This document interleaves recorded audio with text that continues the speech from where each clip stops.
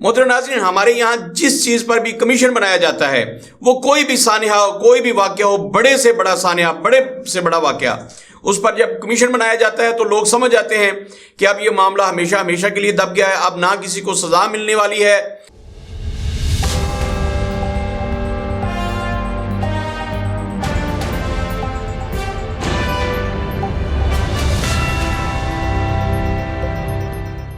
औज़ुबिल्लाहिमिनश्शैतानिर्रजीम, बिस्मिल्लाहिर्रहमानिर्रहीम। अस्सलाम वालेकुम नाज़रीन, मैं हूं आपका होस्ट इदरीस नाज, आप देख रहे हैं नाज बरदारियां।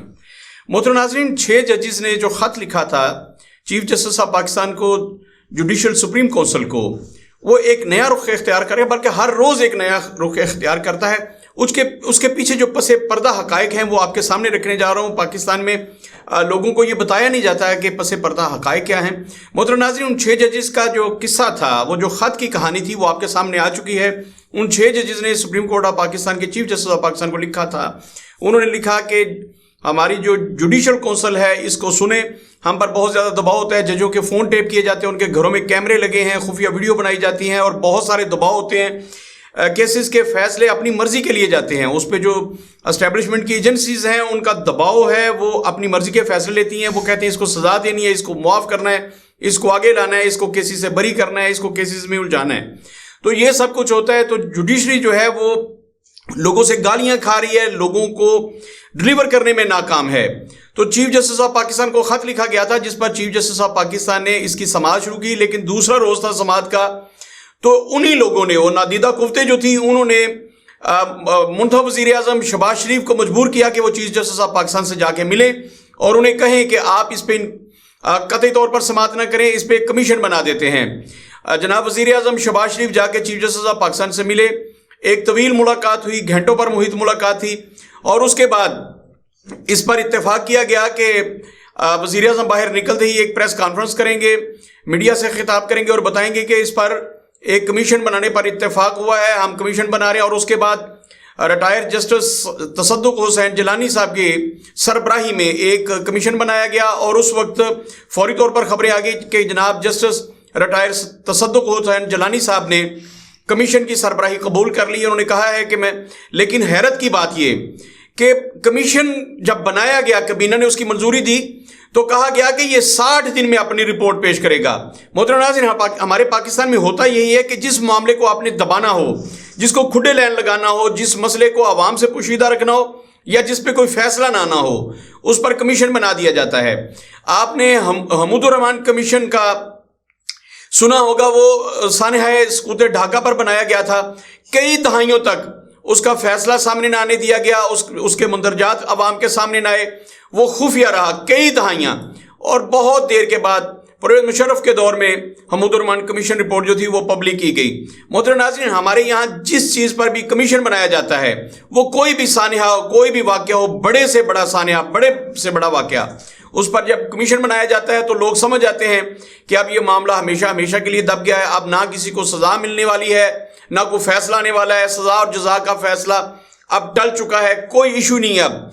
मोहतरम नाज़रीन, जब ये 6 जजेस ने खत लिखा, पाकिस्तान अपनी तारीख के नाजुक तरीन दौर से गुजरा है। मोहतरम नाज़रीन, हमारा सबसे बड़ा जो इदारा है सुप्रीम कोर्ट ऑफ पाकिस्तान, जिस पे पूरी कौम की नजरें होती हैं, पिछली 3 दहाइयों से तो कम अज कम समझ नहीं आ रही। जब जनाब मियां नवाज शरीफ साहब ने अदलिया के लोटे टीवी पर दिखा दिए थे, तब से लेकर आज तक अदलिया किस दबाव में है, क्या क्या हो रहा है। लोग चाहते हैं कि पाकिस्तान की अदलिया आज़ाद हो, आज़ादाना फैसले दें। सिर्फ मैं पिछले 3 चीफ जस्टिस साहिबान का जिक्र करूं, जनाब साकिब निसार, उन्होंने जो किया और उनके बारे में जो फिर सामने आया कि उन्होंने दबाव के तहत फैसले किए, एक मुंतखब वज़ीर आज़म को घर भेजा, नवाज शरीफ को सजाएं दी और सजाएं भी इतने भोंडे अंदाज में दी कि आज मियां नवाज शरीफ अपनी तमाम सजाओं से बरी हो चुके हैं। मोहतरम नाज़रीन, अगली तरफ देखिए, उसके बाद उमर अता बंदयाल आते हैं, तो बंदयाल का सारा झुकाव इमरान खान की तरफ था और उसे सासू माँ की कोर्ट कहा जाता था कि ये सासू माँ की कोर्ट है, वही फैसले होंगे जो सासू माँ कहेंगी, वही कुछ होगा। मोहतरम नाज़रीन, उसके बाद जब जैसे ही फाइज Isaac Qazi chief justice of Pakistan बनते हैं, तो फौरी तौर पर इमरान खान को सजाएं होना शुरू हुई। एक एक दिन में 3-3 केसेस की समातें और 13-13 घंटे की मुसलसल, 8-8 घंटे की, 9-9 घंटे की समातें। तो मोहतरम नाज़रीन, उसके बाद फिर 6 दिनों में, सिर्फ 6 दिनों में इमरान खान को یوں سمجھ لیجئے کہ کوئی 30 سال کی سزائیں سنا دی گئی. تو محترم ناظرین عدالتوں کا مزاج جو تھا یہ سمجھ آ رہی تھی کہ اس پہ دباؤ ہے، اسٹیبلشمنٹ کے دباؤ میں ہیں عدالتیں اور اپنی مرضی کے فیصلے لیے جاتے ہیں. محترم ناظرین ہمارے اسلام آباد ہائی کورٹ کے 6 ججز نے سپریم کورٹ آف پاکستان کے چیف جسٹس کو خط لکھا کہ اس کا نوٹس لیا جائے، عدلیہ کو آزاد ہونا چاہیے. عدلیہ کے ججز کو گالیاں پڑ رہی ہیں، عوام کا غیظ و غضب بڑھ رہا ہے اور ہم میرٹ پر فیصلے نہیں کر پا رہے، ہمارے گھروں میں کیمرے لگے ہوئے ہیں، ہماری آمد و رفت ہم آزادانہ کچھ بھی نہیں کر سکتے، فیصلے تک آزادانہ نہیں دے سکتے. اس پر چیف جسٹس آف پاکستان نے فل کورٹ بنایا، سماعت جاری تھی، 2 دن سماعت ہوئی.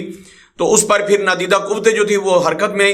محترم ناظرین میں کھل کے آپ کو بتا رہا ہوں کہ اس پر ہماری اسٹیبلشمنٹ نے فوری طور پر نوٹس لیا، وزیر اعظم کو بھیجا کہ جا کے چیف جسٹس آف پاکستان کو روکیں، انہیں کہیں کہ اس کی سماعت نہیں کرنی، فوری طور پر انہیں سماعت سے روک دیا جائے اور اس پر ایک کمیشن بنا دیا جائے.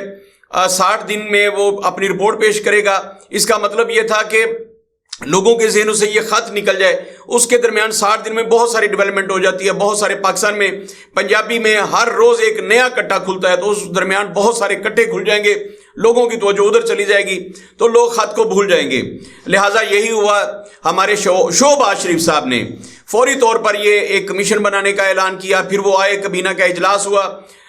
جسٹس ریٹائر تصدق حسن جو ہماری عدلیہ کے سابق چیف جسٹس ہیں، ان کی سربراہی میں ایک کمیشن بنایا گیا. انہوں نے اس کی سربراہی قبول کر لی، لیکن آج کی خبریں یہ ہیں کہ انہوں نے اس کی سربراہی سے نکلنے کا انکار کر دیا. اور دوسری بات یہ کہ جناب چیف جسٹس آف پاکستان جناب جسٹس فائز عیسیٰ قاضی نے بھی سموٹو ایکشن لے لیا ہے. انہوں نے بھی اس پر سماعت جاری رکھنے کا اندیا دے دیا ہے. انہوں نے فیصلہ کر لیا ہے کہ ہم اس پر سماعت کریں گے. تو محترم ناظرین اب کیا ہوگا؟ انتہائی امپورٹنٹ بات. پاکستان اپنی تاریخ کے نازک ترین دور پر، کیا ہم پاکستانی عوام یہی سوچتے رہیں گے؟ کیا بدارے آمنے سامنے آ گئے؟ محترم ناظرین رات پھر گورنمنٹ نے تقریباً 10 روپے پیٹرول کی قیمت میں اضافہ کر دیا ہے. محترم ناظرین پچھلے 3-4 دن سے یہ بات گردش کر رہی تھی کہ پیٹرول کی قیمتوں میں 10 روپے اضافہ کیا جا رہا ہے. اسی مہینے میں بجلی کی قیمتوں میں 2 دفعہ اضافہ کیا گیا.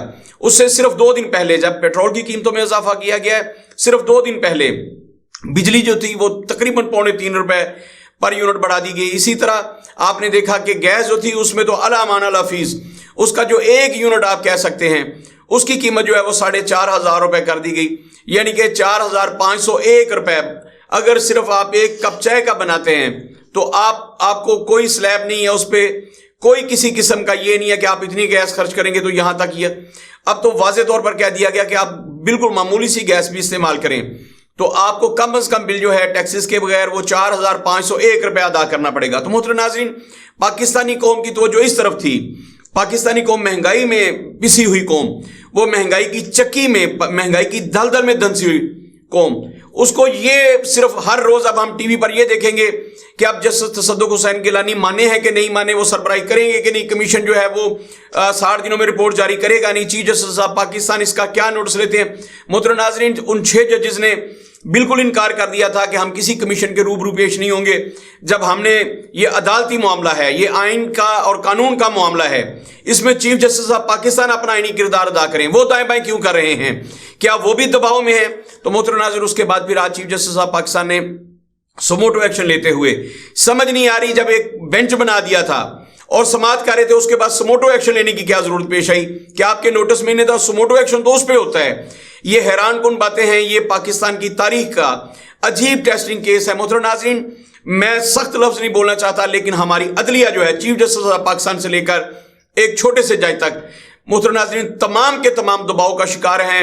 ان پر M N A M P S کا بھی دباؤ ہوتا ہے، انٹرنیشنل اسٹیبلشمنٹ کا بھی دباؤ ہوتا ہے اور اپنی اسٹیبلشمنٹ کا بھی دباؤ ہوتا ہے. محترم ناظرین کوئی بھی فیصلہ میرٹ پر نہیں آ رہا. پاکستان کی تاریخ یہ بتاتی ہے کہ فیصلے میرٹ پر نہیں ہوتے.